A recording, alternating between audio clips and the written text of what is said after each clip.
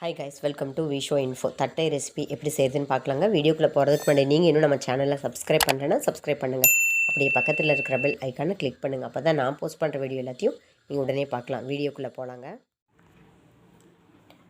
புழுங்கல் அரிசி தட்டை செய்ய போகிறேங்க. புழுங்கல் அரிசி ஒரு 3 மணி நேரம் ஊற வச்சுருக்கேன். நல்லா ஊறிடுச்சு. இப்போ இதை நல்லா மையாக அரைச்சிக்கலாங்க. உப்பு சேர்த்து அரைச்சிக்கலாங்க. கடலைப்பருப்பு ஒரு 3 டீஸ்பூன் கடலைப்பருப்பு ஒரு 3 மணி நேரமாக ஊற வச்சு எடுத்துருக்கேங்க. இப்போ அரிசியை நல்லா நைஸாக உப்பு சேர்த்து அரைச்சிட்டு பார்க்கலாங்க. தட்டைக்கு புழுங்கல் அரிசி ஊற வச்சுருந்ததை நல்லா நைஸாக அரைச்சி எடுத்தாச்சுங்க. இப்போ இதில் உளுத்தம் மாவு சேர்த்திக்கலாங்க. 1 கப்புக்கு 1/4 கப்பு கரெக்டாக இருக்குங்க. 1 கப்பு புழுங்கல் அரிசி ஊற வச்சு அரைச்சோம்னா அதே கப்பில் 1/4 கப்பு உளுந்து நல்லா வறுத்துட்டு கலர் சேஞ்ச் ஆகாமல் நல்லா வறுத்துட்டு பச்சை வாசனை வராத மாதிரி வறுத்து பவுட்ரு பண்ணி சலித்து எடுத்துக்கணுங்க. அதை இப்போ சேர்த்தாச்சுங்க. ஊற வச்ச கடலைப்பருப்பை இப்போ சேர்த்திக்கலாங்க. எள்ளு 1 டீஸ்பூன் சேர்த்திக்கலாங்க. சிகப்பு மிளகாய்த்தூள் 2 டீஸ்பூன் சேர்த்திக்கலாங்க. நெய் 1 டீஸ்பூன் சேர்த்திக்கலாங்க. இப்போ இது எல்லாம் நல்லா மிக்ஸ் பண்ணிக்கலாங்க. இது கூட சூடான எண்ணெய் ஒரு 2 புளிக்கரண்டி சேர்த்துக்கலாங்க.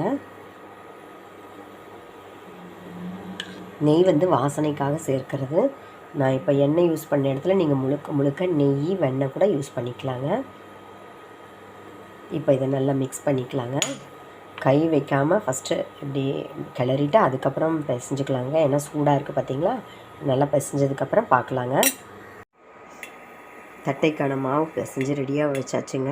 இப்போ தட்டை எப்படி தட்டுறதுன்னு பார்க்கலாங்க. இதிலேருந்து நமக்கு தேவையான பால்ஸாக பண்ணிக்கலாங்க. எந்த அளவுக்கு தட்டை வேணுமோ அதுக்கு தகுந்த மாதிரி உருண்டைகளை பண்ணிவிட்டு அதுக்கப்புறம் தட்ட ஆரம்பிச்சிடலாங்க.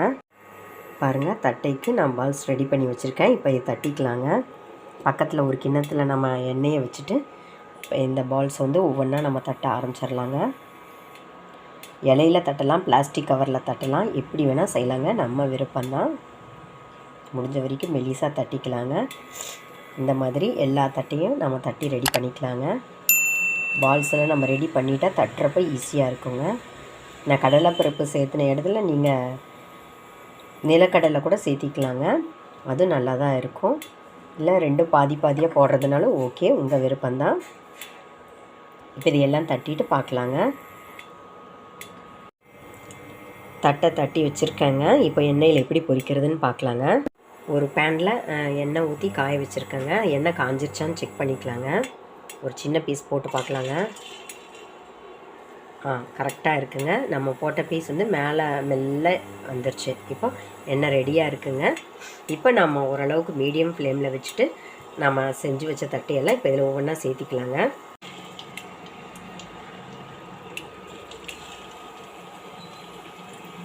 பொறுமையாக ஒவ்வொன்றா போடலாங்க.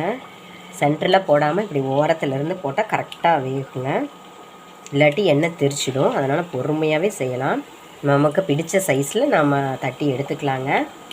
இப்போ இது 1 நிமிஷம் கழித்து திருப்பி போடலாங்க. இல்லாட்டி உடனே கை வச்சோம்னா பிஞ்சிட்டு வந்துடுங்க. 1 நிமிஷம் வெயிட் பண்ணலாங்க. இப்போ தட்டை ஒவ்வொன்றா திருப்பி போட்டுக்கலாங்க.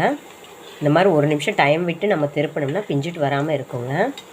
எல்லாத்தையும் பார்த்து கரெக்டாக திருப்பி போட்டுக்கலாங்க. கொஞ்சம் ஸ்லோ ஃப்ளேம்லேயே வேக வைக்கலாங்க. அப்போ தான் தட்டை நல்லா ரோஸ்ட்டாக மொறுமொறுன்னு இருக்குங்க. எல்லாத்தையும் திருப்பி போட்டாச்சுங்க. 1 நிமிஷம் வேகட்டுங்க. வெந்ததுக்கப்புறம் இதோட சலசலப்பு நுரையெல்லாம் அடங்கினதுக்கப்புறம் எடுக்கலாங்க. பாருங்கள், தட்டையெல்லாம் சூப்பராக வெந்துருச்சுங்க. அதோட சலசலப்பு நுரையெல்லாம் அடங்கிருச்சுங்க. மிதக்குது பார்த்திங்களா, அதுதான் அடையாளம். இப்போ இதை ஒரு பிளேட்டுக்கு மாற்றிக்கலாங்க. நம்மளோட தட்டை ரெசிபி சூப்பராக எம்மியாக ரெடி ஆகிடுச்சுங்க. ட்ரை பண்ணி பாருங்கள். வீட்டில் புழுங்கல் அரிசி இருந்தால் தாராளமாக பண்ணலாம். இட்லி புழுங்கல் அரிசியாக இருந்தாலும் சரி, ரேஷன் புழுங்கல் அரிசியாக இருந்தாலும் சரி, 2லுமே நல்லா சூப்பராக வருங்க. நான் காரம் போட்டதுனால இந்தளவுக்கு கலர் வந்திருக்குங்க. நீங்கள் காரம் போடாமல் செஞ்சிங்கன்னா இன்னும் நல்லா ஒயிட்டாகவே இருக்கும். எப்படி செஞ்சாலும் நல்லா வருங்க. உங்களுக்கு தகுந்த மாதிரி நீங்கள் செஞ்சு சாப்பிட்டு பாருங்கள். சூப்பராக வருங்க, சூப்பராக இருக்குங்க. என்னங்க, இந்த ரெசிபி உங்களுக்கு பிடிச்சிருந்தா லைக் பண்ணுங்கள், ஷேர் பண்ணுங்கள், கமெண்ட் பண்ணுங்கள். ஞாபகமாக சப்ஸ்கிரைப் பண்ணுங்கள். ஓகே, பாய்.